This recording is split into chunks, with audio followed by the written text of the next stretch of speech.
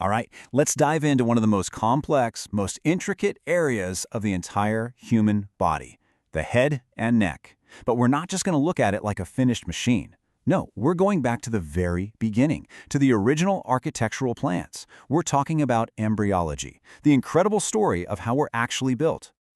So you gotta wonder, right? How in the world do you get from a few simple sheets of cells to this incredibly complex web of nerves, blood vessels, and bones that make up your head and neck? It honestly seems impossible, but it turns out it all comes down to the blueprint. Okay, here is the one idea that really unlocks everything else we're going to talk about. I want you to think of the anatomy you see in an adult as the finished building. That means embryology, well, that's the architect's blueprint. All that complexity isn't just random. Every single nerve, every artery is exactly where it is for a very specific reason. A reason that was laid out in that developmental plan. Once you understand the blueprint, the whole building suddenly makes perfect sense. So, let's start with the building's most critical infrastructure, right? The power grid and the plumbing. For the brainstem, that's the vertebro-basilar system. It's a vascular superhighway that keeps our most vital, life-sustaining functions online. And its final form is, really elegant and simple, but how it gets built is this fascinating process of construction, rerouting, and ultimately, simplification. This whole construction process is just amazing to watch unfold. So early on, around day 24, the internal carotid arteries pop up from these foundational structures called the branchial arches. Then, just a few days later, the body creates this whole messy, redundant network of temporary connecting vessels. But over the next couple of weeks, this network gets refined. Some vessels vanish, new connections are made, and then finally the two main channels literally fuse together to create that single, powerful basilar artery. It's like the body overbuilds and then prunes back what it doesn't need. It's a brilliant example of developmental efficiency. But of course, just like in real-world construction, not every single building gets made exactly to the original plan. And these little variations in the blueprint, they're not really defects. They're actually pretty common differences. For instance, more than half of us have one vertebral artery that's bigger than the other. Or in a small percentage of people, an artery might just branch off directly from the aorta. These little quirks are just remnants of that early developmental wiring, and you can bet they're critically important for surgeons and radiologists to know about. So why does understanding this blueprint matter so much? Well, here's why. Because this tiny, densely packed area is where 10 to 15% of all strokes happen. Understanding the exact layout of that vascular superhighway and all its common variations is absolutely essential for figuring out what's gone wrong when blood flow gets cut off. All right, so from the building's plumbing, let's now turn to what I think is a true masterpiece of biological engineering, the inner ear. If the vascular system is the plumbing, the inner ear is the building's incredibly sophisticated motion and sound sensor. And the most amazing part? It all starts from just a simple, flat patch of cells. The elegance of this is just stunning. It all kicks off around day 22 when a specific patch on the surface layer starts to thicken up. This little patch, called the otic placode, then begins to fold inward on itself, creating a little pit. And then, finally, that pit pinches off completely from the surface and forms this self-contained, hollow little bubble. This simple bubble is the seed from which the entire complex, spiraling maze of the inner ear is going to grow. Now, inside this incredible structure, there's another crucial design feature. Two totally different kinds of fluid. The perilymph fills the outer bony parts, but inside the membranous part, you find endolymph, which is really unique because it's super high in potassium. And this difference in ion concentration, it isn't just a random chemical quirk. It creates an actual electrical battery. It's this electrical potential that powers the tiny hair cells that let us hear.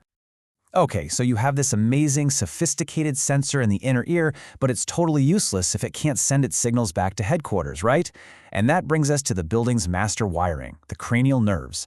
These are the cables that connect the central command center, the brainstem, to all the fixtures, the muscles for your face, your eyes for swallowing, and of course, our senses.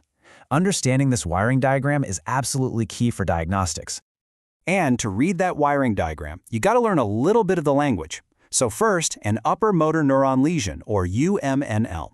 Think of this as a problem in the central command, in the brain itself. In contrast, you have a lower motor neuron lesion, or LMNL, and that's a problem in the peripheral wire, running from the brainstem out to the muscle. Just being able to distinguish between those two tells you exactly where you need to start looking for the problem. The facial nerve is the perfect textbook example of this. So if a patient has a central lesion, like a stroke, they'll have weakness on the lower half of the opposite side of their face. But, and this is the key, they can still wrinkle their forehead. Why? Because the forehead muscles actually get backup wiring from both sides of the brain. But if it's a peripheral lesion, like Bell's palsy, the final nerve itself is damaged, and that knocks out the entire same side of the face, forehead included. See the difference? So now we can really see how all this knowledge comes together when things go wrong. What happens when there's a critical failure in the finished building? Well, brainstem strokes are absolutely devastating. But because we understand the blueprint, because we know how densely and logically packed all those vascular territories and nerve pathways are, we can often predict the exact consequences of a blockage. And the stakes here, well, they could not be higher.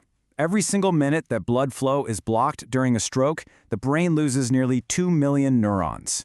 That just underscores the incredible urgency of recognizing the signs and understanding the underlying anatomy. Time is brain. It's as simple as that. You know, because the brainstem's wiring is so tightly and logically organized, a blockage in one specific artery produces this predictable cluster of symptoms, what we call a syndrome. For example, a stroke in the lateral medulla causes Wallenberg syndrome, which has a really distinct pattern of sensory loss and vertigo.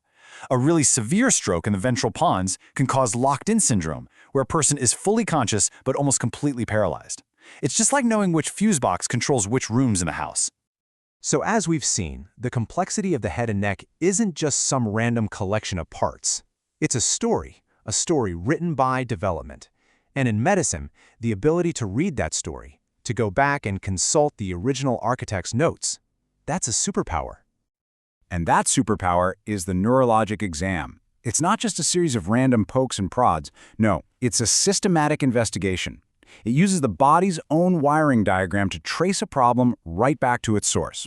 By testing these specific functions, a skilled clinician can literally follow the blueprint and pinpoint a lesion's location with incredible accuracy, often long before an MRI scan ever could. So we've become incredibly good at reading the blueprint to diagnose problems in the finished building. That's really the whole promise of integrating embryology with anatomy. And it leaves us with this one fascinating question for the future. As our understanding of that developmental plan gets even deeper, could we one day, maybe, identify and correct those architectural flaws before the construction even begins?